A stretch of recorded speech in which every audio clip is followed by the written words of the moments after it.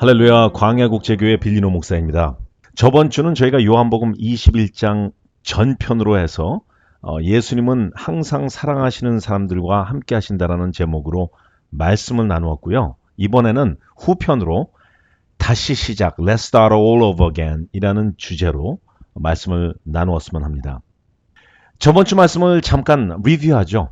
첫 번째, 예수님은 사랑하시는 사람들과 항상 함께 하십니다. 그렇기 때문에 그분은 3번 부인했던 베드로와 제자들에게 오셨고 예수님의 부활을 몇 번 목격하고도 이렇게 디베랴 강가에 와서 고기나 잡으려고 겉옷까지 벗고 있었던 낙심한 베드로와 제자들에게 오셨습니다.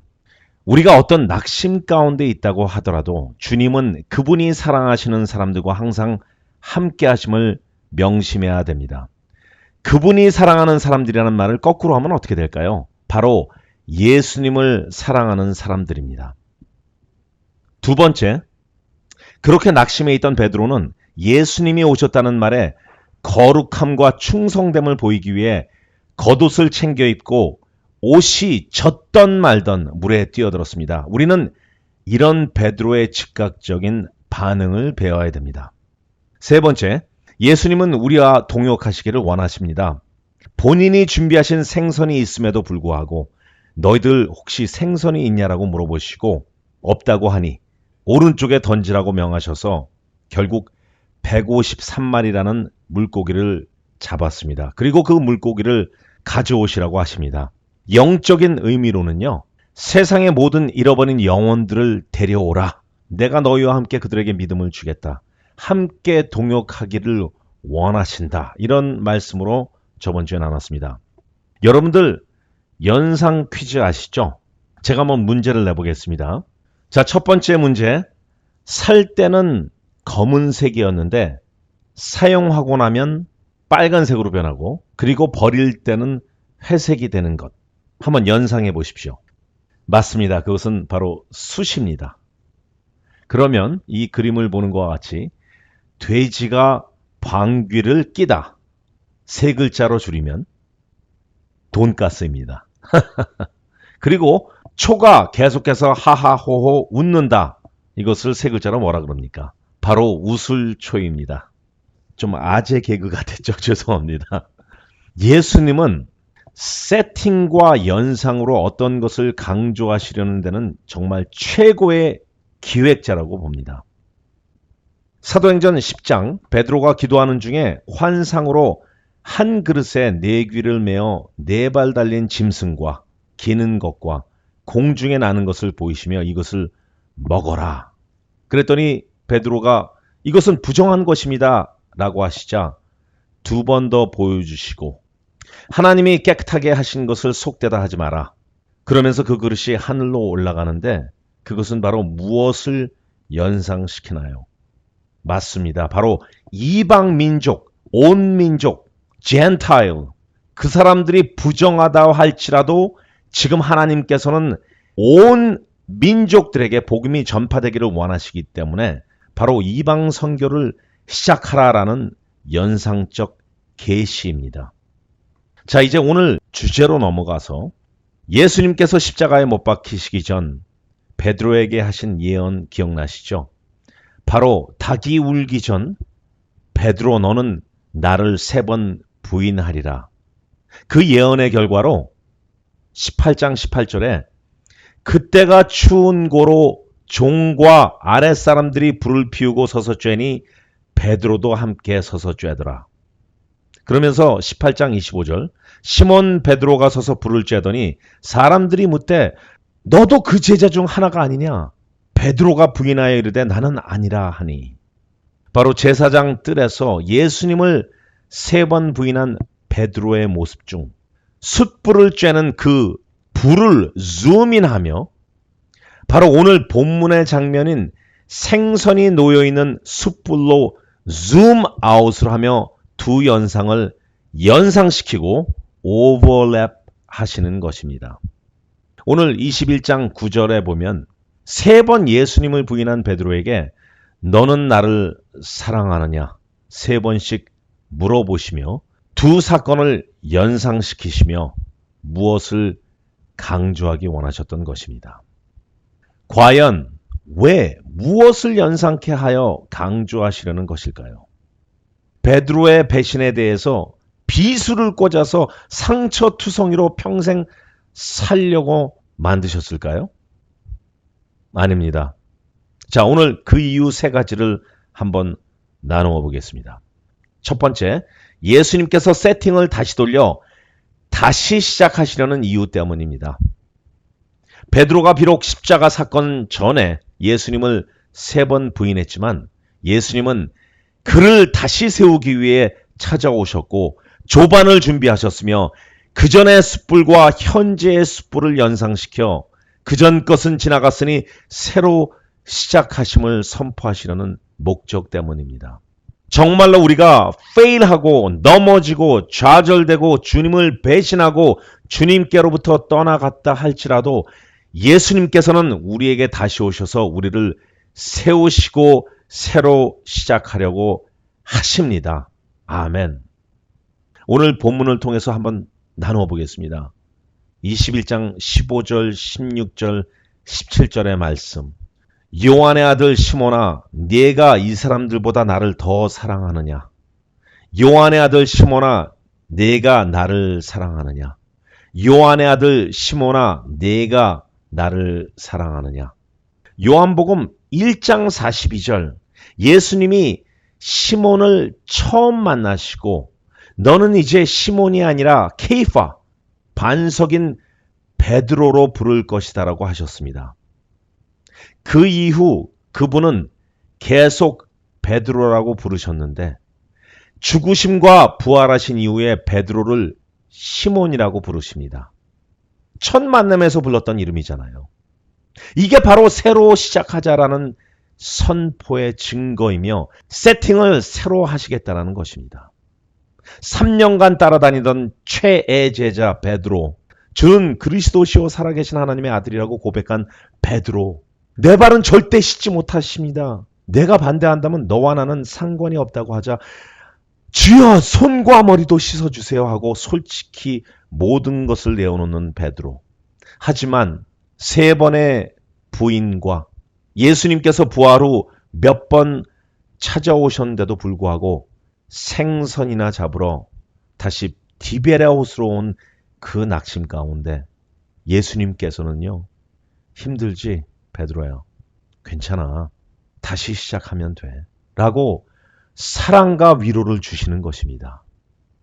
우리도 그렇게 주님, 주님, 주님은 나의 모든 것입니다 라를 외치다가도 무슨 일이 일어나면 완전 영적에서 없을무, 무적으로 떨어져 헤매요. 도대체 어디가 어딘지 모르는 상황에 있을지라도 예수님께서는 우리에게 다가오셔서 아무개야, 많이 힘들었지? 괜찮아. 우리 다시 시작하자 라고 하시면서 손을 내미시는 분이십니다. 어쩌면 우리들에게 연상케 하시려고 못이 바뀌었던 그 손과 발을 보여주시면서 나 솔직히 그때는 굉장히 아팠는데 이제는 안 아파. 그게 중요한 것이 아니라 우리 다시 시작하는 거야 라고 말씀하시는 분이 바로 예수님이시라고요. 여러분들과 저는 어떤 어려움과 힘든 가운데 있더라도 다시 시작하시도록 허락하시는 예수님과 다시 시작해야 됩니다. 두 번째, 3번 예수님을 부인한 베드로에게 너는 나를 사랑하느냐 3번씩 물어보시며 왜, 무엇을 연상시켜 강조하시려고 하시냐면요, 우리들의 솔직한 고백을 듣기 원하시기 때문입니다. 내가 나를 사랑하느냐 15절, 16절, 17절에 3번씩 물어보신 그 사랑 단어는 바로 아가페오입니다. 정말 아무런 조건 없는 무조건적인 사랑을 베드로야, 너는 나를 그렇게 무조건적으로 사랑할 수 있느냐라고 물어보심에 베드로는 필레오, 아가페오보다는 한 단계 낮은 그냥 친구들의 우정과 같은 기초적인 사랑이죠. 그것으로 사랑의 표현을 대신합니다. 아마 예수님을 3번 부인한 과거로 인한 죄책감 때문에 저는 주님 아가페어 할 자격조차 없는 사람입니다. 라는 솔직한 고백 같기도 하고요. 세 번째 물어보셨을 때 베드로는 너무나 마음이 헐트해서 주님께서 모든 것을 아십니다라고 대답하는 것이 혹시 진정한 회개가 아닌지요. 저는 이렇게 이것밖에 안 되는 사람입니다라는 겸손한 독백 같기도 합니다. 우리도 새로 시작하시려는 예수님께 베드로와 같이 이렇게 솔직한 고백, 진정한 회개, 겸손한 독백으로 주님 앞에 서야 될 것입니다. 그렇게 될 때 바로 이제부터 주님께서 일하실 공간을 내어드리는 것입니다. 저는 여기까지요, 주님. 나머지는 주님께서 채워주세요. 주님 일하여 주시옵소서라는 고백과 함께 새로 시작해야 되는 것입니다. 마지막으로 3번 예수님을 부인한 베드로에게 너는 나를 사랑하느냐 3번씩 물어보신 이유가 무엇일 것 같습니까? 바로 새로운 사명을 주시기 위해서입니다. 내 양을 먹이라. 내 양을 치라. 내 양을 먹이라. 새로 시작하는 베드로에게 새로 권능을 허락하시어 세상 사람들을 이끌라는 사명입니다. 다시 시작하는 목적은 다시 세우는 것이고 세움으로 세상을 인도하라는 사명입니다. 그런데 이것은 목사들한테만 국한된 것이 아닙니다. 리더들 그리고 모든 믿는 분들에게 주시는 사명입니다. 첫 번째 저와 같은 목자들, 리더들에게 양들을 하나님의 말씀으로 꼴을 먹여 잘 인도하라는 것입니다. 에스겔서 34장 2절의 말씀 인자야 너는 이스라엘 목자에게 예언하라. 그들 곧 목자들에게 예언하여 이르기를 주 여호와께서 이같이 말씀하시되 자기만 먹는 이스라엘 목자들은 화 있을진저 목자들이 양떼를 먹이는 것이 마땅하지 아니하냐. 그리고 5절에 목자가 없으므로 그것들이 흩어지고 흩어져서 모든 들짐승의 밥이 되었도다. 자들, 목사들과 리더들에게 정신이 번쩍 들게 하는 구절입니다. 정말 정성을 다해서 힘과 마음을 모아 하나님 나라의 백성들을 말씀으로 잘 이끌어야 됩니다. 그리고 양들, 소위 믿음의 공동체에 모인 모든 사람들에게 주는 사명은요. 제각기 자기 길로 가지 말고 교회를 통해 목자들을 통해 리더를 통해 잘 인도받으라는 감동입니다. 이사야서 53장 6절 우리는 다 양 같아서 그릇 행하며 각기 제 길로 갔거늘. 그리고 에스겔서 34장 22절의 말씀 너희가 옆구리와 어깨로 밀어트리며 모든 병든 자를 뿔로 받아 무리를 밖으로 흩어지게 하는도다. 목자들의 말도 안 듣고 리더들의 말도 안 듣고 우리의 모든 죄악을 담당하신 예수님도 따르지 않는 그런 양들에게 말씀하시는 권면입니다. 여러분들 혹시 양의 특징을 아시는지요? 양들은요. 첫 번째 시력이 나쁘기 때문에 앞에서 무엇이 움직이면 그냥 그것만 졸졸 따라다닌다고 합니다. 앞서가는 양의 엉덩이를 그냥 보고 가다가 앞에 있는 양이 절벽으로 떨어지면 같이 떨어진다는 것이에요. 그리고 잘 넘어진다고 합니다. 그래서 맹수로부터 도망가다 결국 넘어져서 먹힌다고 합니다. 맹수들을 그렇게 힘겹게 쫓아가지 않아요. 양들이 자기 자신들이 도망가다 그냥 쓰러진답니다. 그때 가서 천천히 먹겠다는 거죠. 그리고 세 번째, 양들은 이기적이고 제 멋대로라고 합니다. 새끼 양이 다가오면 엄마 양들은 무정하게 뿌리친다고 합니다. 그리고 자기 먹을 음식만 찾아다닌다고 합니다. 그리고 잘 속는다고 합니다. 그래서 맹수들이 이들을 교묘하게 유도해서 좁은 골짜기에 유도하며 거기서 잡아먹는다고 합니다. 양들은 청각이 무척 발달되어 있다고 합니다. 그래서 주인과 목자들의 목소리를 자주 들려주어야 한다고 합니다. 주인의 목소리를 듣고 움직입니다. 하지만 주인과 비슷한 목소리에 자주 속기도 한답니다. 바로 영적으로 따지면 하나님의 음성과 사단의 음성에 헷갈려하는 사람들처럼 새롭게 다시 시작하시려는 것은 바로 주님께서 포기하지 않으시겠다라는 것입니다. 새롭게 다시 시작하려는 것은 주님께서 함께 영원히 하시길 원하신다는 것입니다. 새롭게 다시 시작하려는 것은 저와 여러분들 모두가 그분의 양이기 때문입니다. 우리가 완전히 fail되고 망하고 무너지고 다시 세상 가운데 갔더라도 주님께서는 언제나 다시 시작하시길 원하십니다.